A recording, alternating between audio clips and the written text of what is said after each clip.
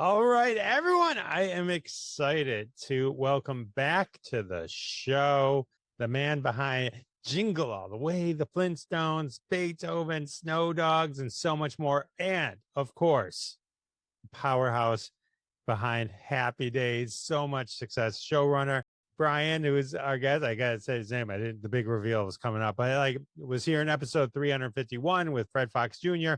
We dove deep into his book, 50 Years of Happy Days, visual history. It's amazing. We talked about Happy Days for an entire hour, and we're going to dive even deeper into his catalog today. Welcome to the show, Brian Levant. What's up? Hi. No, it's an honor to be like your 400th guest. All right, let's talk about real quick. Episode 351, you and Fred Fox Jr. were here. We talked all about Happy Days. We want everyone to get the book. It's an amazing book. It was a lovely homecoming to spend all that time working on Happy Days again. The entire cast, surviving cast, sat for extensive interviews. And, Fred was on the show for 8 years, and I was on and off over the same period of time. And we found out so much stuff that we never knew. And the book's doing very well. Thank you very much, public. These days, it's interesting. I'm donating my papers, my alma mater, the University of New Mexico's library. And so we've had a catalog, 50 years worth of work. And sometimes it's kind of, looking back at it, it's kind of overwhelming how much I did. Mostly today, I think about that I should have taken advantages of certain opportunities that were available at the time. It never occurred to me just to do something for money. And, the things I passed on and what I've kind of learned going through, 40 giant plastic bins filled with scripts and notes and storyboards and shooting scripts and casting stuff and articles. There was a lot of stuff I did that didn't get recognized really, and a lot of stuff that didn't even get made. A surprising amount, truly. It's amazing. And all the stuff you did do, we're going to dive into some of that awesome stuff beyond the years of Happy Days. So I'm excited. Yeah, no, that was the beginning. And I took what I'd learned working alongside Gary Marshall and Jerry Paris and Bob Brunner, William S. Bickley, Michael Warren, and working for 2 years with Robin Williams. I took everything I learned and tried to apply it to our Leave It to Beaver revival that had begun the fall after Happy Days ended. Premiered in October of 1994 on the Disney Channel. We're the most successful show in the history of the Disney Channel. We were getting 80 shares. This is when the Disney Channel was a pay channel even. Then they decided Disney and Universal got in a fight about theme parks in Florida. We got canceled. Universal did an amazing thing. They kept us in production to find a new buyer. That turned out to be Ted Turner's WTBS, who ordered a then record 78 additional episodes to the 27 we'd already made, plus the movie of the week that was the second highest rated telefilm of 1983. But I was very fortunate there that no one could kind of stop me from starting to direct episodes, which I started to do at the end of the first season. And on Beaver, I developed chops that I didn't necessarily hone working on Happy Days post-production and filmmaking, becoming a filmmaker. And additionally, the show's budget restrictions were so terrible and our ideas were sometimes so big that you learned how to get what you needed to accomplish something different, whether that involved once shooting an episode in 2 days to afford the rest of it, the show we did for the 30th anniversary, or doing things like letting the kids get playing with a runaway tractor bulldozer that knocks down a house. Those were skills then that I could take on to making movies and working with, strangely enough, virtually everyone I've ever worked for has been a director themselves. Gary Marshall, Steven Spielberg, Ivan Reitman, Chris Columbus, Ice Cube, Ron Howard, almost all of them. Been surrounded by greatness. You take away something every time you work with somebody like Ivan Reitman, who was a producer of Beethoven. I wasn't even the original director. That a guy who had a nice career. He shot a week, but he couldn't make a shot of the dog. They finally said, "You got a problem?" And they found out he had a psychological wound. He had been mauled by a dog 350 stitches 2 years before, and he couldn't get over this. So, Toronto, they said, what is the cheapest option we can get? Who do we have under such an extremely bad contract that it's not going to explode the budget of this film? Get me Brian Levant. That's right. That's right. It was in post-production on Problem Child 2, Audience Zero. Brian, before we jump ahead, I want to dive a little bit more into the Beaver. I don't want to. Oh, okay. It's so funny. I'm always worried about the Beaver. We're actually March 8th. We are having what we're calling the last Beaver lunch to celebrate the 40 plus years of the start of the new Leave It to Beaver, and all the kids will be there, some with their teenage children. And, the people who worked in post and the writers and the producers. It's going to be very nice.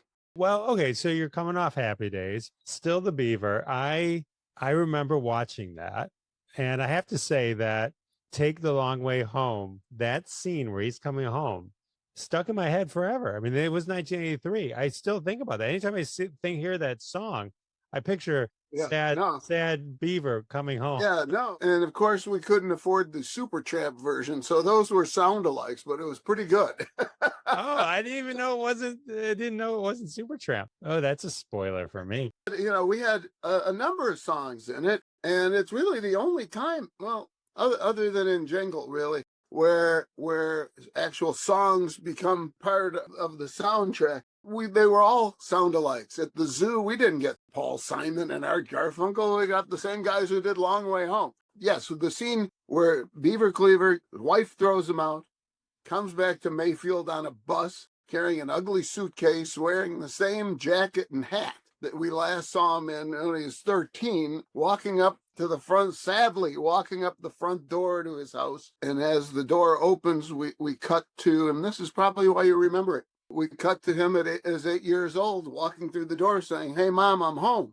And then cut back and he's standing in the foyer alone, no music. And it was very affecting. There were a number of very wonderful dramatic moments in the movie of the week. I'm very unhappy with it. It's still the director, the CBS's guy. We had budgeted a week for rehearsals with a group of people who hadn't worked together in 20 years.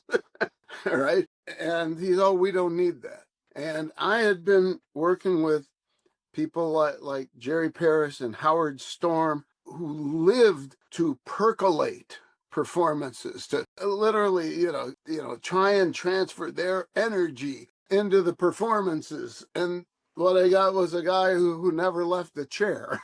I always think about what it could have been. And that's, really the kind of thing that motivated me to become a director, as well as a writer and a producer, was to defend my work from getting slaughtered. And it still happened now and then. Oh, man. Was it a daunting thing? Did you grow up? I mean, did you watch I was Leave It to 5 Beaver? years old. Look. When I was 5 years old, watching the debut of Leave It to Beaver on ABC, I'm sorry, it was on CBS the first year, excuse me. I would have never suspected in my wildest dreams that I would have spoken at 4 of the cast's funerals. Oh, wow. I loved it. I loved the show. I thought it was the only show that saw the world through a kid's eyes. Bob Mosier and Joe Connolly were great writers and producers. Really, the first television in the 50s, remember, a lot of it was based on sponsorship. the sponsors owned the shows and sold them to the networks and stuff. And it was a very complicated arrangement. And so the writers weren't in charge. So even on the first year of Beaver, Harry Ackerman, a veritable producer and the longtime husband of Eleanor Donahue from Father Knows Best, their son has a book out about his family, actually, Peter Ackerman. They broke the mold. They became the owners of the show. They became the people who were responsible for the show. And they and Patty Chayefsky and Rod Serling are the three people who changed television from a producer's medium to a writer's medium. And we owe them a tremendous debt because it has really remained that way, especially in comedy. And I loved the show as a teenager. It was a wonderful respite from sometimes turbulent family life and constantly getting dumped by girls. You could always lament with Wally and the Beav and Eddie and Lumpy. And then when I became a professional writer, I admired the craft even more. These guys cranked out. Someone once told me, they said, if you need a script for Monday, don't tell us after 2:00 on Friday, because they would write these things in hours. They really did. They were amazing. They did hundreds of episodes of Amos and Andy on radio and then on TV. The much maligned Will Henderson, our old editor, called it TV's forbidden fruit, Amos and Andy. Then they got into TV with Lou Wasserman, who they had a tumultuous relationship with MCA, bought Review Pictures, and then swallowed up Universal as well. Them and Alfred Hitchcock. That was the shows that they owned, like nothing else. And so this was a wild idea. Today it's very common. Fuller House, the Conners. But in 1981, 1980, 1979, when we first tried to do this crazy thing and take a show that had been off the air going on 2 decades, but had never been out of syndication, was still popular in over 40 countries, and the fan base was kind of crying out for it in different ways. Along with another Happy Days alumni, Nick Abdo, we started pounding our way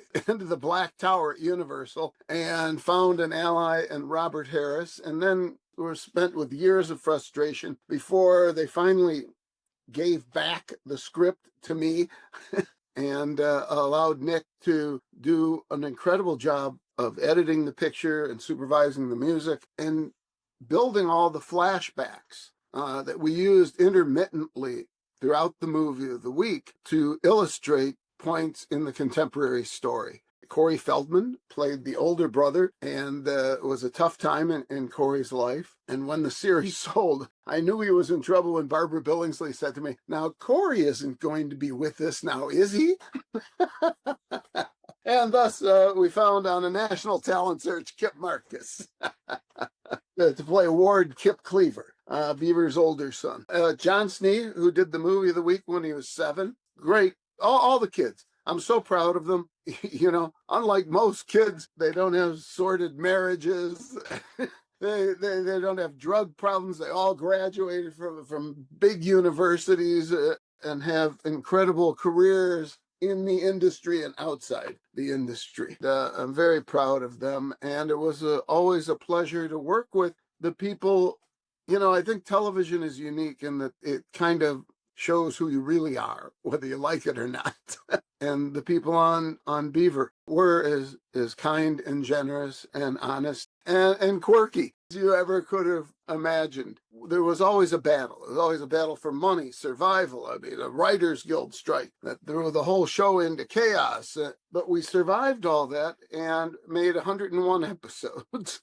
And kind of wrapped it up really nicely. It ended strangely enough, at the same time in the characters' ages and lives, when Leave to Beaver ended while he was graduating high school, moving on to college. The same thing happened with the older generation of kids in our show. It was a full circle, and there's maybe 4 or 5 really good fans of the show nationwide. So here you've wasted all this time on a show that nobody can even see anymore for some reason. No, but it's a moment in time where, there was a time where they were bringing back, the movies. There was, the Genie movies came, there was always but the Beaver movie started this shit. Yeah. So I'll tell you a funny story. I'm telling my Beaver story to the head of Paramount Development, right? What does he do? He goes off and he makes the TV movie with the Brady Brides, which aired before the Beaver movie, for God's sakes. But that's where it came from us doing Beaver. So the TV series itself came about because of the success of the Beaver movie, or was it always kind of planned in the back of your head? PBS had a first option, and they passed on the series, and I figured, oh, that's the end of that. And I got a call from a young executive at Universal, Ned Knoll, and he worked in the new cable division. And he thought that we could take this to the Disney Channel and sell it. And indeed we did. We really pioneered. In order to make the show on the budget that we had to be very clever and innovated. Despite Universal's negative requirement, we shot the show on 16 millimeter film and transferred it, and we're the very, very first series to be edited digitally. And we also were the first show to write on computers and just print out a script and have a Xerox machine and distribute it ourselves instead of going to Barbara's somewhere on Santa Monica, where these poor ladies were typing all night, and then Mimeos and stuff. So 19th century. We really, in the 80s. No, seriously, these are technical innovations in the way we scored the show. For sure. Save money.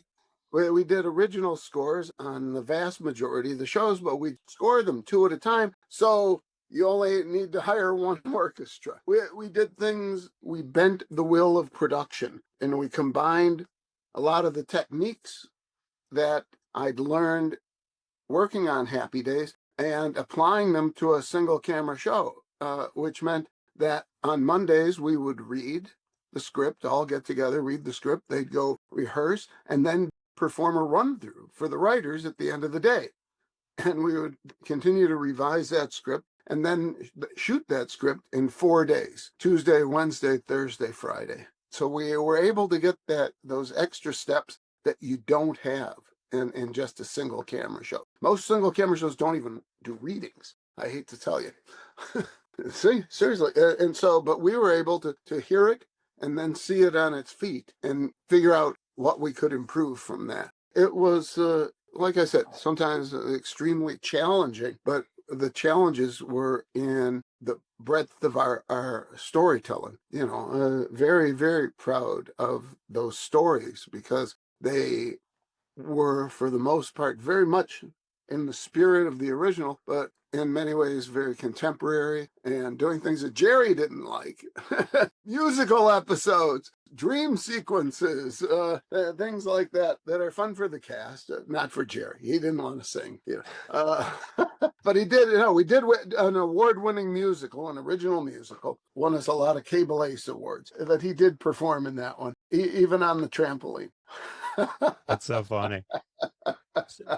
So I was interviewing Gilbert, Stephen Talbot. Yes, I happened to listen to that and noticed that he knew my name and was very cognizant of how many times he had turned down our pleas to be in the movie of the week or to be in the series, and how we kind of double-crossed him by hiring his father to play a maniacal orthodontist to Oliver. That's so funny. So in the movie, still the Beaver movie, Ed Begley Jr. played Whitey, obviously, and then the other piece of trivia that I found, and then I want to talk about the Flintstones. Larry Mondello. Larry Mondello, yeah. Yes, no. Again, Talbot told the right story. We did hire a private detective to find him. And when his wife answered the phone, "Is this Rusty Stevens from Leave It to Beaver?" She had no idea what they were talking about. I don't know how you hide that. I threw a Babe Ruth ball into the street and they got how do you hide that? So funny. So funny. All right. So we did have him back. He came back for when Beaver got remarried. He came back for the bachelor party too. And we did invite Talbot to that too. People who didn't know, Stephen Talbot, who played Gilbert, who was really, really the guy who really would get him in trouble. Hey, in the class picture, let's all make monster faces, you know. And Beaver's the only one who does it. But he became a award-winning, Peabody Award-winning journalist and longtime producer at KQED Public Television in San Francisco, who does a lot of original programming. And he's very, very well thought of documentarian as well. One last thing I want to say is it always stuck in my head. The tribute, how you guys did a tribute to Hugh Beaumont, Ward the father. And that you mentioned it, but those cutaways back to the original series and how you moved them in the Still the Beaver, masterclass. It was really great. I loved it. Yeah, no, a lot of that, you know, in those days, you couldn't just watch Leave It to Beaver every day. It was on at 5 a.m. on WTBS. And so this is the very, very early days of Betamaxes. Yes, truly, and recording shows off TV. I was so into it and so excited that usually I didn't need to record it. I was watching it live. I'd get up just in time to rumble downstairs and try and savor a half hour a week on this thing that I was driven to bring back. All right. So if Still the Beaver set the bar and started the revolution of old shows coming back as movies, the Flintstones. It's very hard to do. What was it like bringing Bedrock to life? Because I mean, because that was a joy that tested every piece of knowledge you knew about the Flintstones, about wardrobe, visual effects. The scale was so ginormous. And I think that's where we were most effective in delivering, as we really created. Today, you would not do what we did. You would not build downtown Bedrock in a quarry. You would not be building every inch of the 2-block-long Flintstone neighborhood in the overflow parking lot of Vasquez Rocks. You would be doing it like The Mandalorian with video projection screens and blue screens. The only things that would be real would be the floors, doors, and any props you touch. But we built it. We built over 6,000 props, pieces of wardrobe. You know, when you talk about silverware in the drawers, when you talk about when you open the ice box or the giant like tundra freezer, that everything in there had to be specially designed and built and from the same world. Everything, the kitchen sink. Bill Hanna, the first time Bill and Joe came to see the sets, and I drove them in Barney's car, and they were very dour. I really thought that they expected to be disappointed, but rather they were stunned by the accuracy of the design and how fluid the translation was, and the awestruck hundreds of technicians and artisans and carpenters who were working, how they revered having Hanna-Barbera looking and enjoying their work. And pretty soon these guys were like, they loved it. And you know, we get into I'm showing them the Flintstones house, we get to the bathroom, and Bill Hanna says, "There's no toilet paper." Called Russell Bobbitt, our property man over, as Russell, get Mr. Hanna a roll of birch bark, please. And when they exited the stage, they shook their heads, and Joe Barbera said, "Never in my life did I ever expect to see anything like this." To me, that's when I know we'd hit bedrock. and, you know, working with Bill Sandell, an incredible concept artist, everything, everybody was just great. And, you know, it was mostly Steven Spielberg's crew, Dean Cundy, the director of photography, the Back to the Future movies, and what's the one with Meryl Streep and Goldie Hawn? That Becomes Her? Yes, the one you never know how the hell they did any of that. But that was all Dean, and to have his expertise and the fact that he collected animation art and working with incredible people and learning as you go. And our producers were rookie producers who had worked on various projects at Amblin and with Stephen, Colin Wilson, and Bruce Cohen. Today, both of them have Best Picture Oscars on their mantles, and and I'm still talking about doing the things in 1993. Still time. There's still time. I loved like how you brought to life like the opening and the ending and throwing the cat out. I did have a question for you. How many puns did you write? Like, I never think of them as puns. I guess Steven Spielberg. I don't know. Is that a pun? Basically, we translated. Everything into stone, bone, skin. And when it came to words, that was just part of that process. It's not like we were trying to do these things. To me, there's a lot of very sophisticated humor, like when Barney and Betty are out on their own in the wilderness, and Barney's rubbing two sticks together, and he looks up and says, "Oh my God, I become my father." That's very different to me. So, I mean, I think we encompassed all kinds of styles in there, and we were true to the original in that they did those things, and I think in a lot of ways we did them better. So many tiny things on the Bedrock Welcome to Bedrock sign, first with fire. On the ice cream truck, it says new flavor, vanilla. All over. When you just come up the street with Fred and Barney and the kids playing basketball and the guys mowing the lawn, and all of the flora and fauna that we all had to be unique, and the houses themselves. We had so much fun working in that milieu. It was an incredible challenge, and like I said, it tested everything you knew about everything, and especially like about the 60s and 60s design and architecture. It really was, the Flintstones was another reflection of the youth and confidence of the Kennedy era. It's great that hopefully they're not going to butcher this Flintstone CGI film that Warner Brothers is cooking up. Oh, very interested. They've, it hasn't been like Superman. They haven't been teasing you for a couple of years. So I'm anxious to see what happens.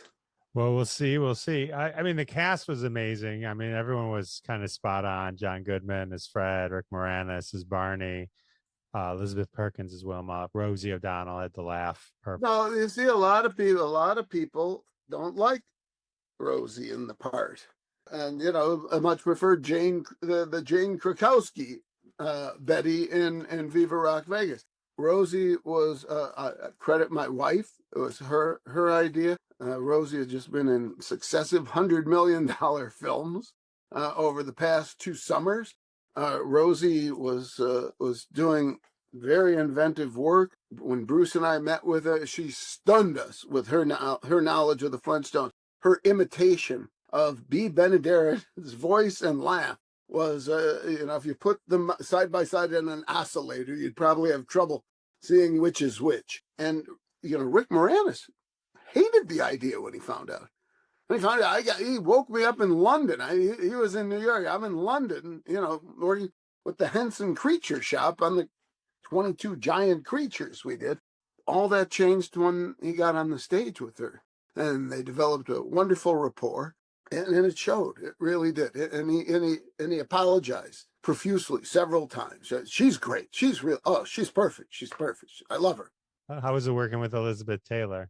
Elizabeth Taylor was, as I've often remarked, that sometimes people who grew up inside studio walls are much more comfortable inside them than outside of them. I think that was true for her, and she hadn't done a film in 18 years at that point, and I knew how to get her.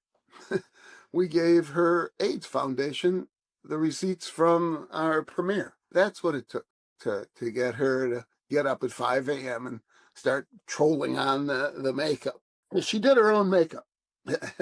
And, the first time she came to rehearsal, she wasn't wearing a drop of makeup. She was 64, I think, and incredibly beautiful. The most beautiful eyes, and sweet kid, there to have fun. And John Goodman, is always, he loved, like not just the Liz and Richard Burton movies, but all the crazy stories that went along with them. And so he was always peppering her with those. But she said, if I'm not doing what you want, tell me. And she worked hard. We got to put her in a dinosaur's mouth, screaming for her life. Now, I don't, that's a far cry from National Velvet or Butterfield 8.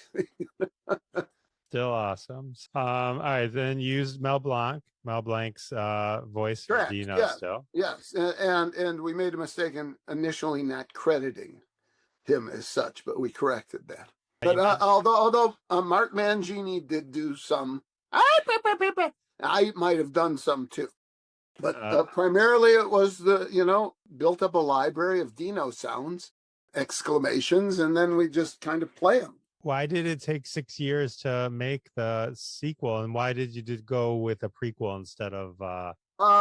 John Goodman at some point, when after 3 years of people saying nothing to him at airports but yabba dabba doo, decided he didn't want to wear the dress anymore. And he asked Steven, who was planning to do Flintstones 2 and 3 back to back, like Back to the Future, and hopefully better than the number 3 Back to the Future. And John said, please don't make me do any more of these. They were trying to cheap out on. John Goodman was worth those $20 million paychecks, that they were given to Jim Carrey and a couple of other people. John Goodman in that franchise was worth that to the studio. They were short-sighted.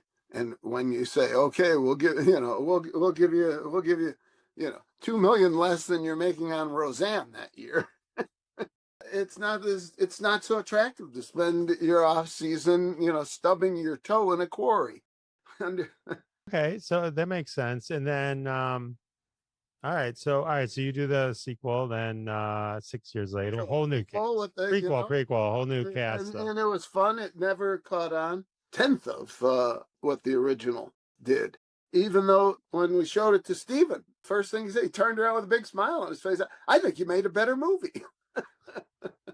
I think the sequel, the prequel, it was more cartoony. Like the first one was trying to be a realistic Bedrock, and I think it seemed to, when I was watching the one, like it leaned more into, it was a little more like you're watching a cartoon, like a living cartoon. A living cartoon. Yeah, no, right. Jane Krakowski was great. I think the production design once again was spectacular. I think building Rock Vegas, it was even more ornate in our original drawings, and this is what we had to scale back. We had to scale back to literally building giant hotels and signage. Got to get Anne Margaret to sing Viva Rock Vegas. Yeah, Viva. That's amazing. Had I had my way, I would have made the whole movie a musical. No. And instead, we have 3 big musical numbers. I would have loved to have done 8. All right. That sounds like it would have been cool. Was it, did you enjoy like working with a whole new cast? Like, cause it was a challenge. We still had Harvey Korman, who was the voice of the Dictabird and originally the Great Gazoo on the show. We got highlight him more, and Joan Collins replaced Elizabeth Taylor. And you get another great diva, but her first day, she didn't make it to the set. They were still working on her makeup for 12 hours. Oh, God. Yeah. So, but look, Jane and Kristen had just come off of very successful award seasons. Mark Addy was very hot off of the Full Monty. Stephen Baldwin, I supported him at the time. We probably could have dug a little deeper. But, he did play good, stupid Barney. Rick Moranis played a more innocent Barney. The script, I don't know. Harry Elfont, one of the credited writers at the LA premiere, is walking up the aisle and says to me, all those talky scenes, what were we thinking? You mentioned writers. Did I read that in the original Flintstones? There was like 30 some. Oh, Christ. So here's the thing. They had hired like 12 writers over the past 4 years to write scripts that went nowhere. They hired me. They hired me after they'd paid a well-known screenwriter a substantial amount of money, who turned out a script in, I think, in 3.5 weeks. And so we got it, and there was scheduled a meeting the next morning with Steven and Kathy Kennedy and Bruce and Colin and I to talk about the script, our script that we're shooting in 4 months, right? And he walked in and he pulled out the script. He dropped it in the garbage can and said, "Now what do we do?" And at that point, I saw the whole thing going away. And I said, on TV, once in a while, after a run through on Wednesday night, we'll write a whole new script and shoot it on Friday. And he goes, "Really?" And I said, boldly, "Give me $25,000 in 10 days, and I'll give you a new script." And he said, "Okay." I brought in 8 people, some of them big names in TV, others just solid writers. Indeed, we spent a weekend working on sharpening the story. Another day laying it out. We brought Steven in, pitched it to him, start to finish. He had a couple good ideas. They said, "Write the script." So we did in just like, we were working 14-hour days or so, but we did that in like 8 days. And using the techniques that you use to write a situation comedy, which the Flintstones was, the first half-hour length single story animation of all time. So the day after we turned it in, Casey Silver, then the head of production, made a lunch date with me. And I'm sure the lunch date was to say, "We read it and I'm sorry." Instead, he says, "Yeah, no, we keep going." And so we kept writing and rewriting and rewriting as you would. And as we went along, people got jobs, so we replaced them. But we replaced, Emmy Award winning talent, senior producers on shows. Gans and Mandel did a scene. People from The Simpsons we had. I grabbed talent, and everybody contributed to this. And I think for a film that was scrapped together, and so the writer whose work was usurped by a bunch of television hacks made a big deal with the Guild. It started the Guild on a rampage against us, and it hurt the reputation of the film. And that's where all the criticism. That's where because of this, that's why the critics responded. Otherwise, they just say, "Well, it's a goofy, loopy screenplay." And although my group did not receive screen credit, that went to people who we'd never met, who wrote scripts that had nothing to do, but they were the first ones there. So that's how the Writers Guild, basically, you stuck a flag in, right? You own it. But however, they did reward each of our writers a very nice financial compensation for doing an amazing job and creating a film that grossed $354 million worldwide in its initial release, in a world where there were half the movie theaters that there are now. And that $354 million in today's dollars is $1.4 billion. This was a monster hit, 2-1, eclipsed the American box office. The toys didn't sell as much as we thought. Oh, big goddamn deal. You're talking about a film with like $700 million in gross revenues today. That's incredible. Really. And it gets on Netflix this year, and it immediately jumps into the top 10. 30-year-old movie. There's still interest in it. Obviously, you wanted to talk about it. Oh, I love that. And it's a benchmark in my career because, you're never going to, it's very hard to eclipse that. People who can, Ron Howard, Spielberg, Lucas, who can take us to such like that and that, I can do better. I don't think I ever will, or didn't. Well, my only other Flintstone question is, Halle Berry's character was named Sharon Stone. How hard did you actually try and get Sharon Stone? Steven asked, and she chose to do Intersection with Richard Gere instead, and that opened it up. We saw we saw every woman in Hollywood with a C cup or better. Seriously, I had no idea who to cast. We saw a tremendous range of people. Then I watched the tapes, and Halle's just was by far the most interesting one, and I thought that it would be great to have more racial diversity in the cast. Although they didn't make a toy of her. After the criticism that was lobbed against Amblin and not having a Samuel Jackson figure in the Jurassic Park collection, they chose to ignore Halle Berry, which was a mistake. Really was. Yeah, totally. I mean, in terms of other huge movies, Jingle All the Way, I mean, that's a big one. Well, no, that was a failure. That was a failure that has now become...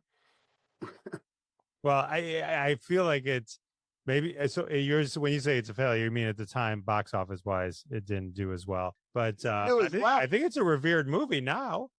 Yes, it's incredible. It's the Phoenix. It crashed and is reborn and flies again. And every Christmas, there's new festivals and marathons. And special showings, and I don't know, maybe the 30th anniversary. I got to talk to David Newman, our composer, who does all the John Williams nights and stuff, and conducts, West Side Story for audiences around the world. Maybe we'll do a Jingle All the Way tour with a live symphony, and maybe even, well, unfortunately, we'll get someone like Brian Setzer. Brian Setzer's having trouble playing guitar right now. He's got a autoimmune problem. Very sad. Stray Cats? Oh, man. Yeah. Well, yeah. And they did 5 original songs for the film. Him and his orchestra, produced by Phil Ramone, whose work includes Frank Sinatra, Simon and Garfunkel. That's amazing. That's so awesome. I'd love to know about Arnold Schwarzenegger, but I'm more interested in like Phil Hartman. Phil came in to read for Myron. I'd not worked with him. He came in and did a reading of a script once, just off a blind call, and he was spectacular. And I was so happy to see him. I used to go see him on Monday nights at the Roxy Theater as part of the original Pee Wee Herman show, the live show. And so he came in to read for Myron, and it was, he wasn't Myron. And I said, there's this other part. Maybe you just maybe take a swing at it, huh? And, Chris Columbus was there, so he probably didn't want to say, no, that's not what I came to do today. He said, okay, sure, let's try it. And we hand him the thing, and you want to go off and, look at it from, no, we can do that. And we start, and immediately he nailed the character. He nailed the obsequious, every word makes you want to punch him. he was just so great, and he gets through this cold reading, right? We're laughing hard, and he puts down his I guess we found some value in that. And we gave him the part, and he was great. Well, Sinbad was amazing as Myron. Sinbad was a lot of fun, and had a great time. When we were shooting in Minneapolis, he's hanging out with Prince and Jimmy Jam, Terry Lewis. It was fun shooting the movie. Arnold, Arnold likes to have fun. Arnold, like a lot of people I worked with, I got along with very well because, Jackie Chan, Cuba Gooding Jr., Ice Cuba, people who started as athletes, It's not this cerebral thing. It's more, come on, let's get in there. Let's give this a shot. Let's try this. Hey, now let's do this. Not, and it's very loose and fun. And it was an athletic film. It really was. Although that one shot where Sinbad and Arnold are racing to the radio station, and, Arnold's, take one, and I goes, is that as fast as you can go? He goes, yes. I expected a little more speed. It's really fun. I mean, between the Cabbage Patch Kids, Tickle Me Elmos, anytime there's like a toy, I mean, I think it just resonates too. The whole idea of trying to find the thing that your kid wants. But there's a great thing I've seen several times on Instagram. It's Jingle All the Way 2024. Jamie needs a Turbo Man, and you go on the computer, you buy, press buy, and the end. The end. And you had a pre-Anakin Jake Lloyd. That's right. Yes. Yeah. No, he was a very good kid. I think the emotional moments, I think, really give the film a whole different level. Truly, that Arnold's out there, knocking over things and people and stuff, but the kid, it's pretty visceral with him. Yeah, it was fun. I just rewatched it not too long ago.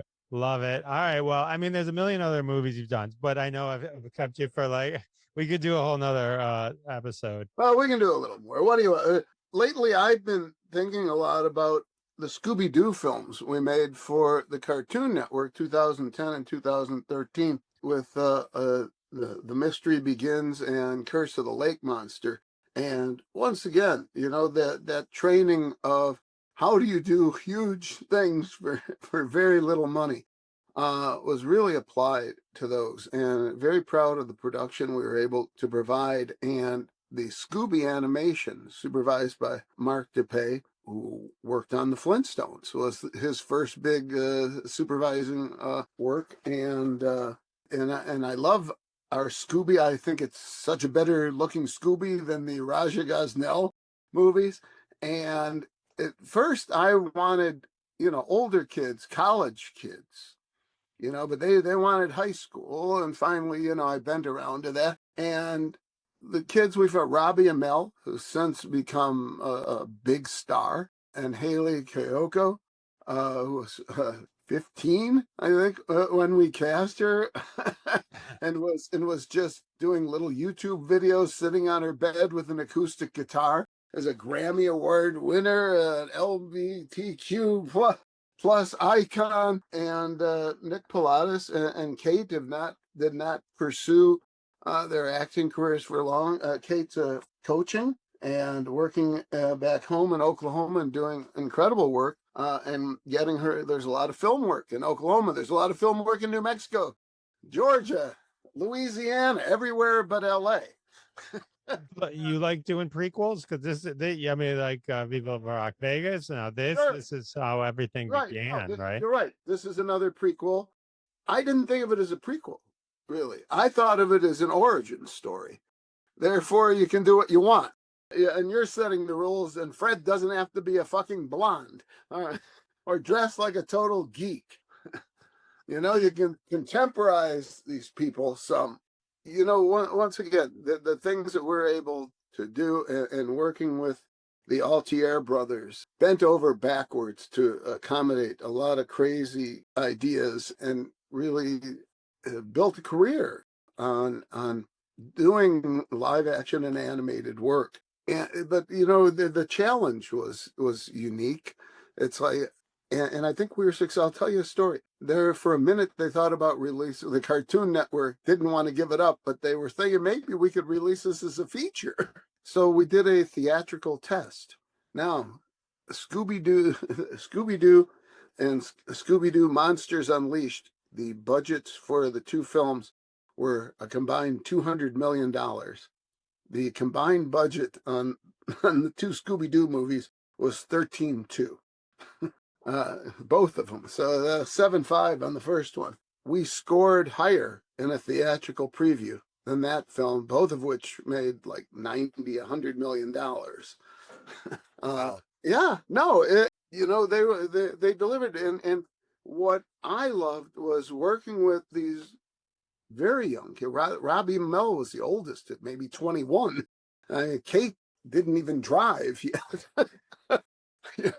And to take their energy and enthusiasm, it really channeled through the entire production. And they were such hard workers, and it rehearsed so hard.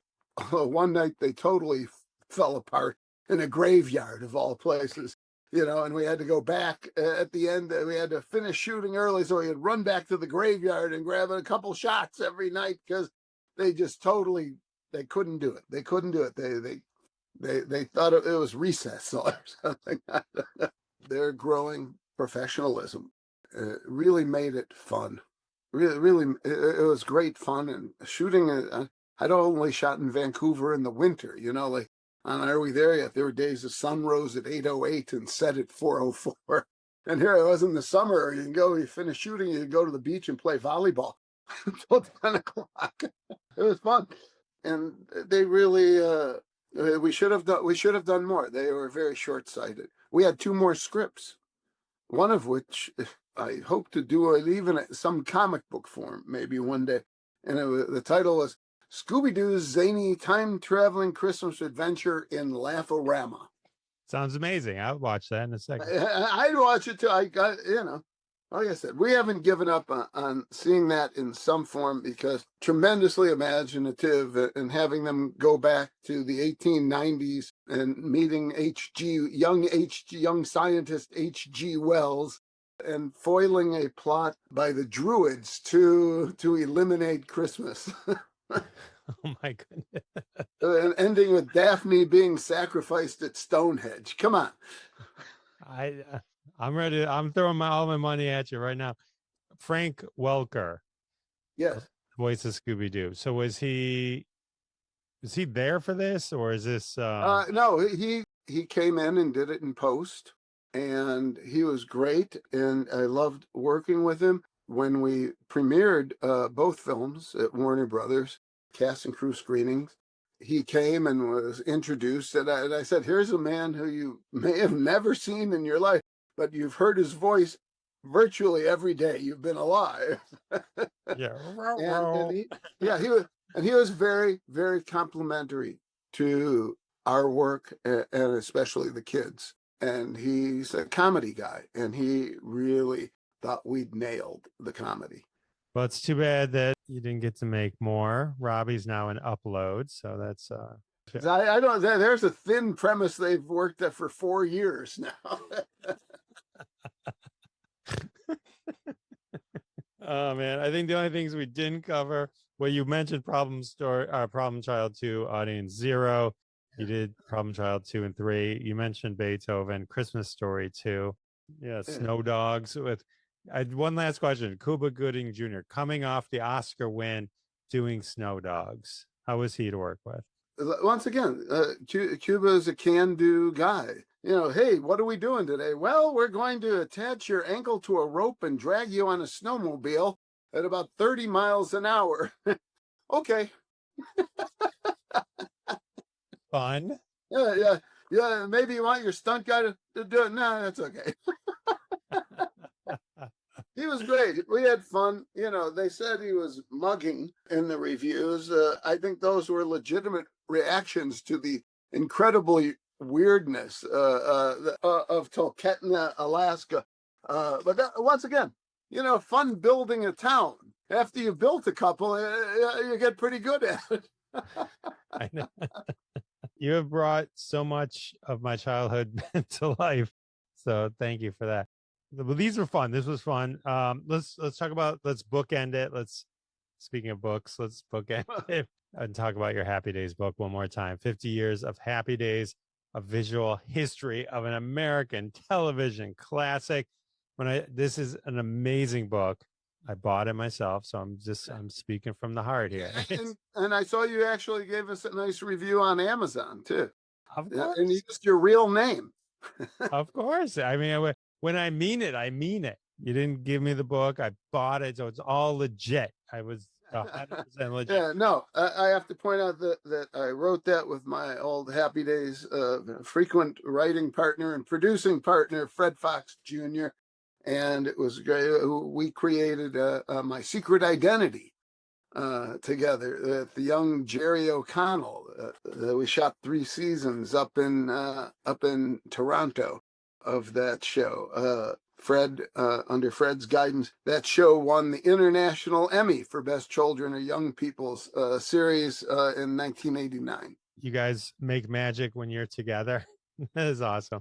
So yeah, if you love Happy Days, you can hear all the stories and how great Brian tells all these stories. Picture that in a coffee table book for Happy Days. Boom. There you go. And Fred Fox Jr., episode 351 of this podcast. Fred and Brian were here. We talked for a whole hour about Happy Days. It was a joy. Thanks, Brian, man. It was great hanging with you again. Anytime. I'm around. Sadly, I'm available. Might take you up on that. That's right. I can be on the 500th episode of your show. What do you do? One every day or something? Seriously? No. That's that many. That's more episodes than Ozzy and Harriet. That's oh man, once a week. So okay. So anyway, so you're in your 70th year. Congratulations. Brian, you're awesome. Thank you so much. My pleasure. Enjoy.